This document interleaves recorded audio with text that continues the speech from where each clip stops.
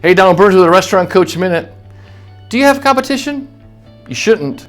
Now, if you look at the first part of the word competition, basically compete, okay? Now, if your goal is to compete, then you need a better goal. See, it's easy to get sucked into the competition game. Here's a great example. A small locally owned burger concept's been in town, has been doing great for years. Then a Mexican restaurant opens up next door, and of course, it takes some of their business as people want to check out, the new place.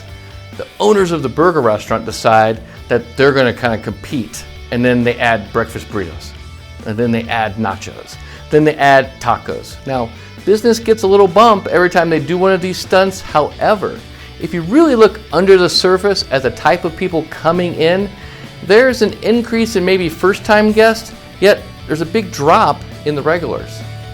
And when you ask the regulars, they kind of say that the restaurant's really changed and they're not sure anymore about who they are.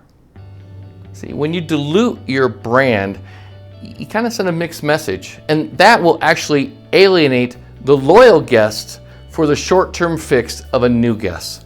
One thing you never want to do is to confuse people about your brand identity. That's the last thing you want to do. You want to be confident in your brand and what you are great at. Market that. Preach that. Celebrate what makes you and your restaurant stand out in your market. Answer this question. Why do I drive to your restaurant? The answer has to be more than food. Has to be more than service. Has to be more than price.